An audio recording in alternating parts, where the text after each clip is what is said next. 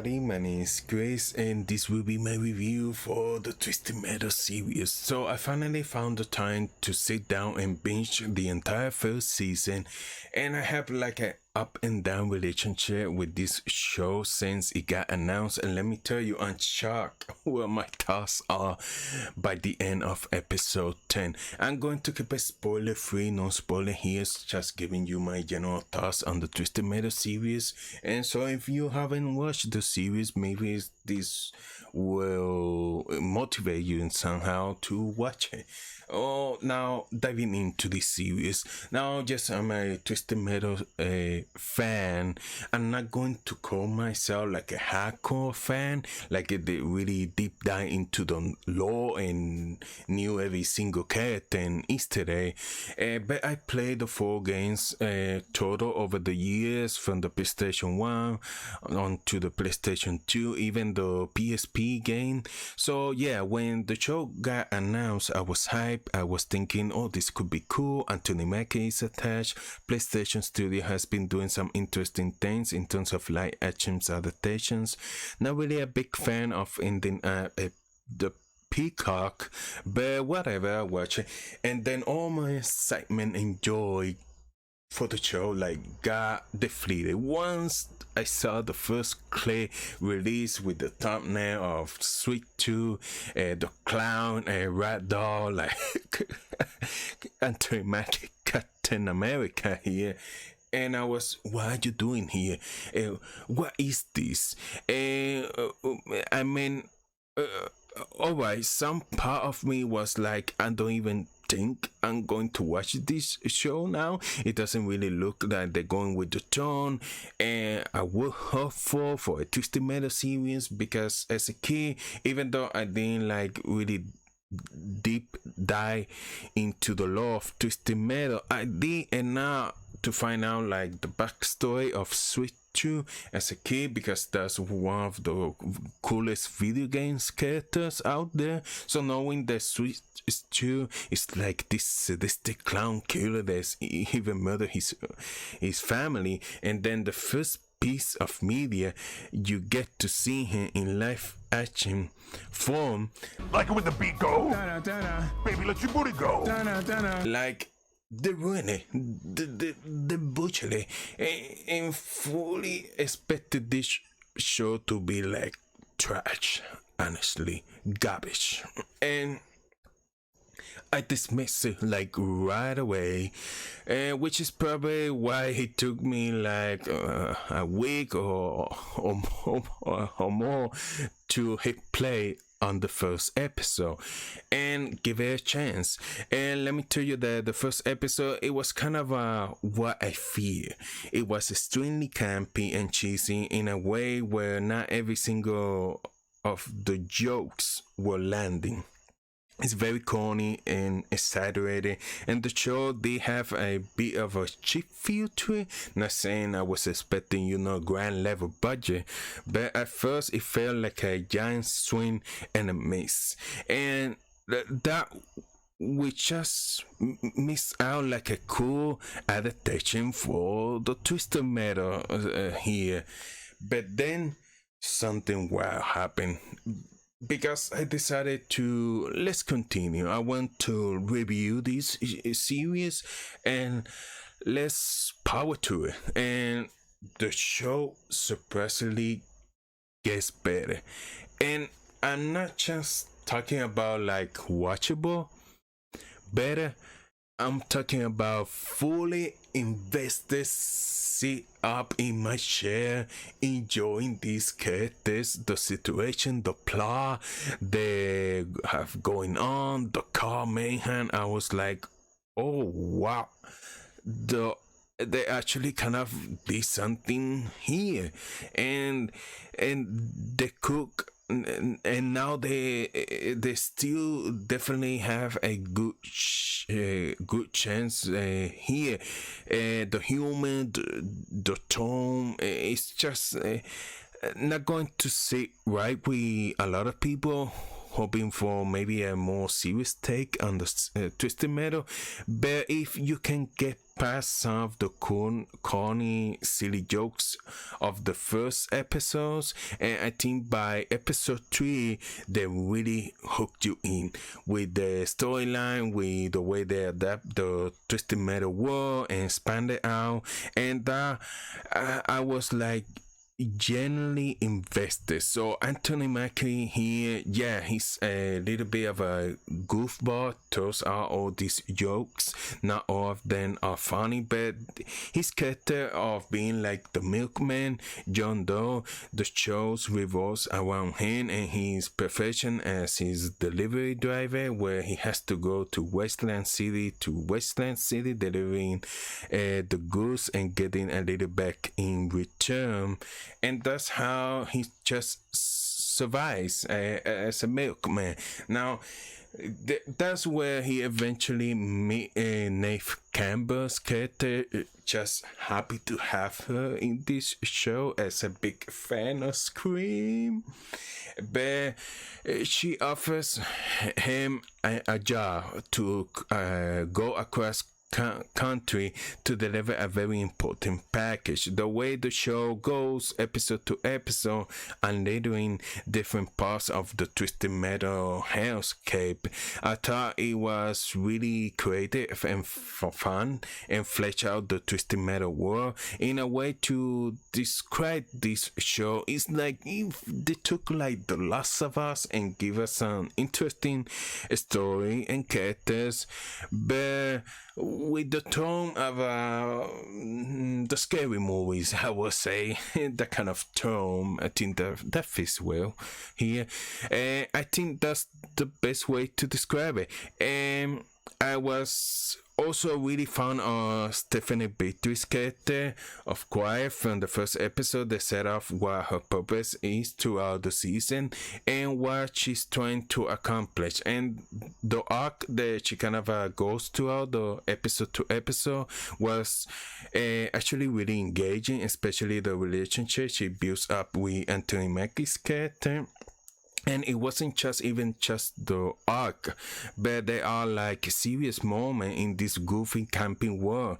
They actually somewhat made you feel sentimental towards these characters, and now really saying it's going to make you cry or tear up and go, oh, this is such a heartbreaking drama, because at the end of the day, this is still really cheesy and goofy, but I'm telling you, the story and what these characters go to kind of make up for it, and there's a few emotional and heartbreaking things that go on with her, and when those moments happens, the acting is put off great. Another things that helps this show stand out is like the villains in here, because you will assume the Sweet 2 is kind of the main villain of the show.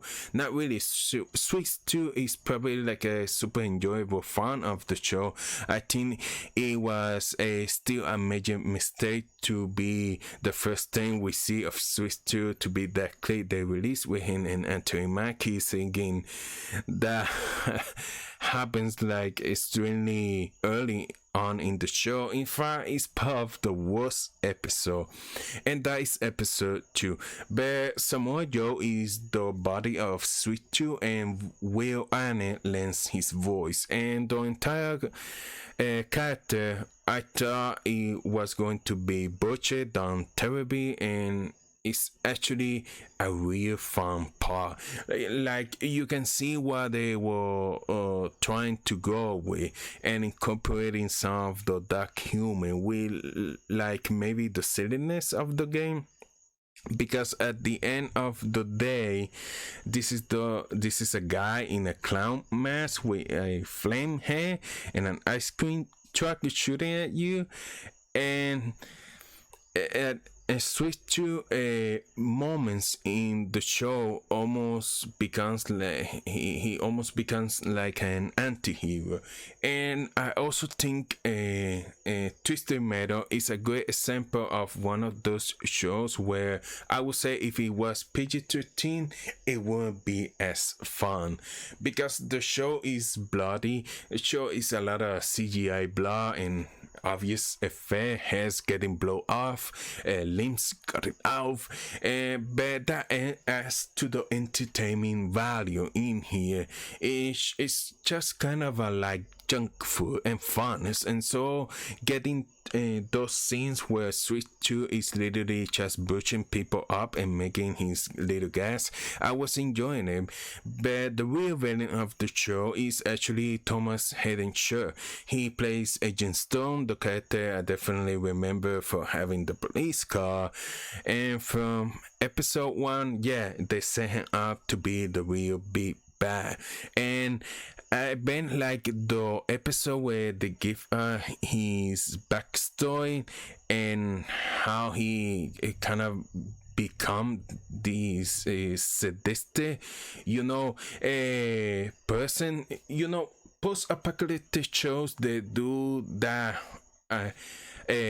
very often, where sometimes episodes are dedicated to certain characters' backstory, and sometimes that just makes my eye rolls, because like we don't need to know everyone's backstory. Not everyone just has like an interesting bringing story, and I feel like every character that dealt with someone's backstory really did add not only to the world of Twisted Metal, but to the character. I still think there will be people disappointed that it's like a little too goofy and campy and cheesy, because that doesn't really go away too for some people, and you just kind of get used to it and start vibing with that tone.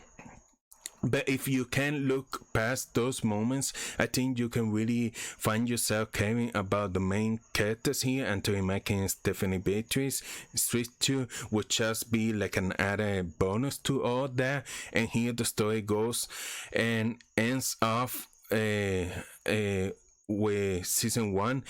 I actually looking forward to season 2. I really enjoy this show a lot. And what else they have?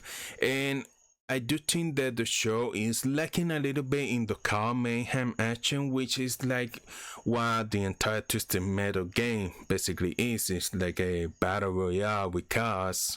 And I think they throw enough of it where you feel like, oh, where are they going to get to the car action?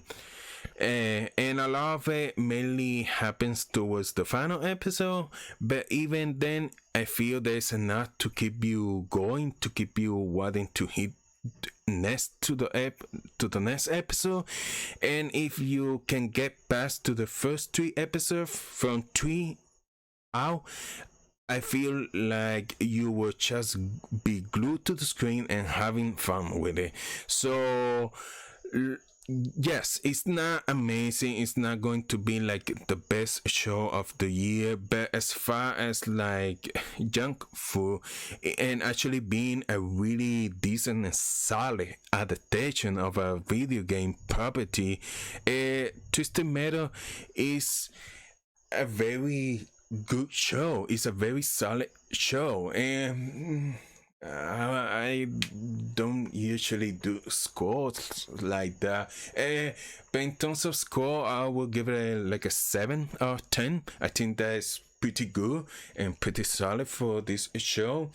And like I said, you just need to get past the goofy and camping aspect of it.